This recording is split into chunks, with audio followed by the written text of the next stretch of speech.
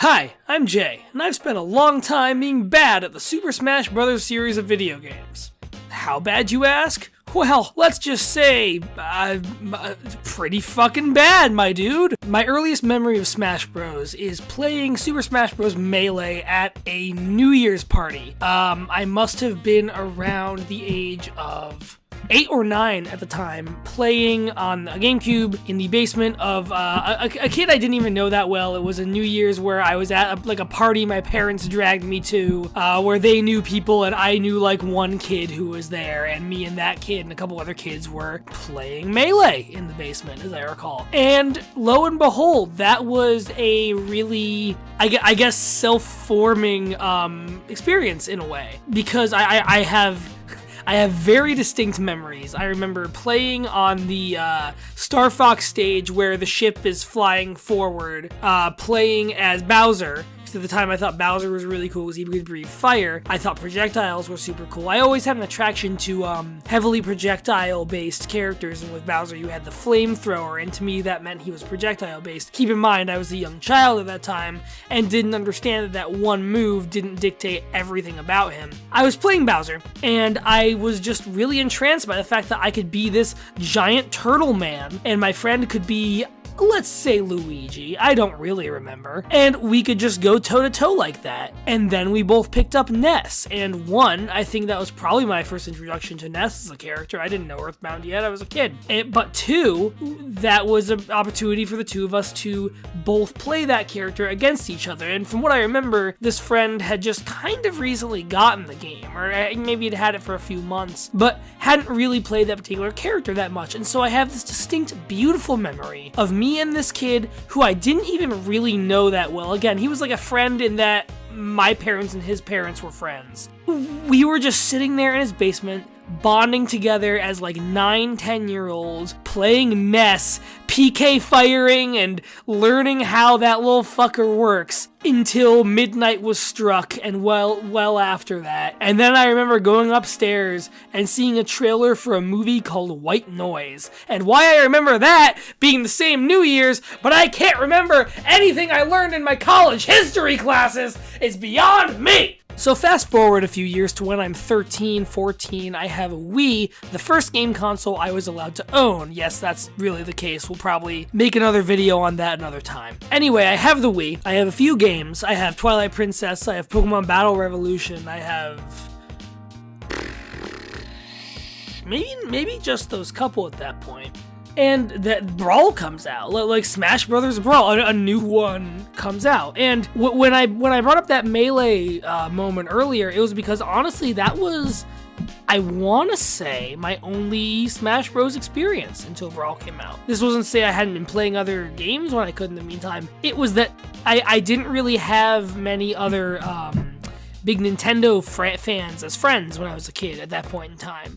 Mostly the friends I had that were into games were either people like me who were just playing like Pokemon and the Mega Man Battle Network games on Game Boy, or fans who were more into PC stuff, the people who got me into Team Fortress 2, which was something else I played a lot of as a kid. So when Brawl came out, I was the first one among my friends to even have a Wii, and so of course I was also the first one to have that game. And it was great. I loved having it. I loved it because I felt like I could do things in it on my own when I didn't have friends over, like the Subspace Emissary mode, and have an amazing time doing it. Like what I mean by that is that it felt like there was a robust single player end to things that was designed to, in a way, help me get better at the game. Now, I was a dumb kid. I was playing with the Wii Remote and nunchuck controls, and you're welcome to laugh at me as much as you want for that. But at the time, I didn't know that was a way that many people on the internet would yell at me, and probably will still yell at me for forever doing. It was just how I played the game. And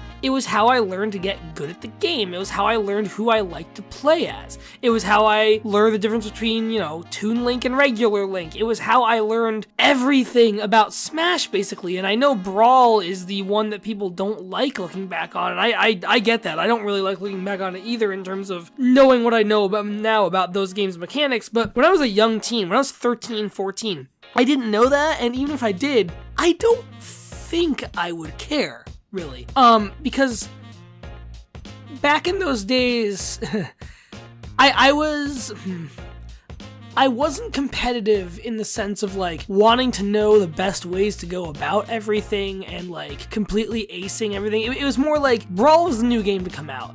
I would get competitive with my friends a little. Like, let's say it was a birthday party and everyone was over at my house and we were taking a break from like watching, I don't know, weird movies to play some Smash Bros. When we would do that, I would get competitive with them, but it was never like, oh, now let's analyze the differences of this game's gravitational handling of your foothold on stages and wave dashing and everything else versus those in previous entries in the franchise. No, it was about choosing the weird blue dog or the guy who looked like Chuck Norris or the hedgehog that had sneakers on or whoever you liked and just fucking around with them. I have another memory I have are these distinct memories of me and a friend of mine a couple years later sitting down with Brawl and creating like custom matches where it was me, him, and his sister on a certain stage, all of us as certain characters, and we would create stories. We would like role play. And God, that sounds extremely dorky, but that was what we would do. We would essentially turn the game into a role-playing game where we could pick whatever characters we wanted, create whatever stages and scenarios we wanted, and just sort of create our own stories with them.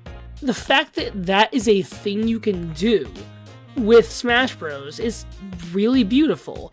And it's something that Smash Bros. For Wii U and 3DS also can do, and it's something that this new one can do. And it's actually something that I think this new one is crafted to do more than any other ones. And this kind of gets into the thick of why I'm making this video. There will be a link in the description to an article I have written from Into the Spine that will be up before I put this up. I'm going to make sure of that. That is about specifically the Spirits mode in Smash, the new Smash on Switch, and why I think what they've done with the Spirits as a concept in the Spirit board and in the World of Light mode are some of the best jobs that those games have ever done of pushing someone to, on their own time, play solo stuff in that game that teaches them lessons about versatility and adaptability that will make them better players over time. I love it. I fucking love what Ultimate has done for that. Because the fact is, I can go onto the Spirit board right now and never know precisely what I'm going to find. I'm actually going to do that right now while I'm recording this. Okay, so I fired up the Spirit board, and now the group of characters I'm looking at include Swooping Snitchbug from the Pikmin series. Oh man, Dr. Kawashima from Brain Age, 5V from WarioWare, you've got Tiny Kong, you've got Leaf from Animal Crossing, you've got Panther Caroso from Star Fox. He's interesting looking. Point being, it's all these really specific slices from different games, different series that are all here, and what they've done with all of them is give them specific rules that make them all unique fights. Like I'm looking at 5V from WarioWare. It is a fight against Isabelle.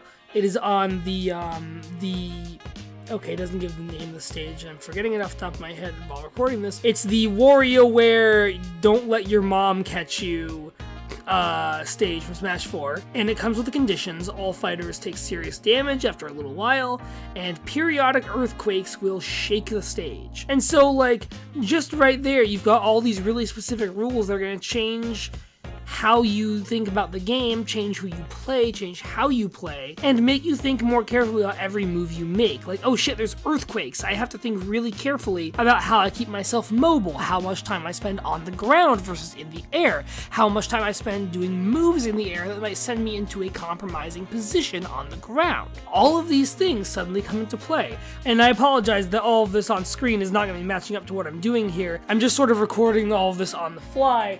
Point being, the game is extremely good at just throwing wacky situations at you. All of this comes down to weird situations being thrown at you. And that's what Smash Brothers is all about, I think, is just creating wacky situations. From me and this kid I knew both playing Ness and learning how to play him in someone's basement in Melee, to me and my other friend when I'm 15 creating our own weird stories and custom matches in Brawl, to what me and my friends in college did in Smash for Wii U, fucking around with 8-player co-op, to now with this, that is all about adaptability. It is about approaching weird situations and being able to address them. And I know when I'm talking about this, I'm not really talking about competitive Smash. I'm not talking about like tournament scenes. That's its own conversation.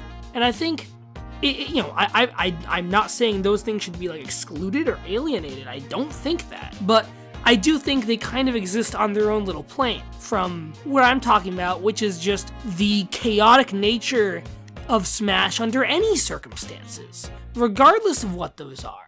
Regardless of the exact details, God knows what any match could bring, especially if you're leaving items on, especially if you're allowing all stage hazards, especially if you're letting each stage do its thing, especially if you are in more than a 2-player match. There are so many factors that go into any round of Smash Bros., much like Mario Kart, where the entire game is designed to constantly be shuffling who is in first to last place, with everything from blue shells to the squid to whatever you want to name.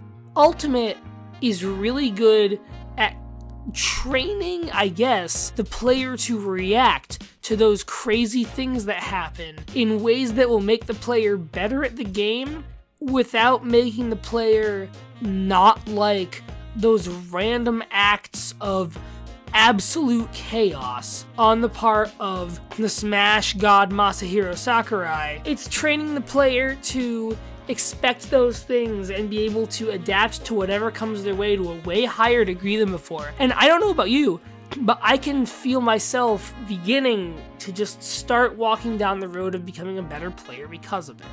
I really mean that, and that's with characters I played in 4 and 3 and like all in the past, or ones you've never really played before, like Young Link is now one I'm playing a lot. I never touched Young Link much in Melee. Suddenly I'm really enjoying playing as Young Link. All these characters, you are given the opportunity and the impetus to really figure out what you are able to be most flexible with. For me right now, it's, let's say, Young Link and Corrin, probably. Whatever it is for you, you'll figure it out.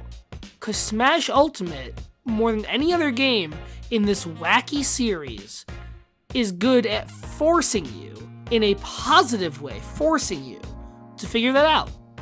And I think that is some of the most beautiful game design that any video game, especially one with a heavy multiplayer component at its core, can ever hope to achieve. I've been Jay, and I'm still probably not actually great at Smash Brothers. But hey, thanks.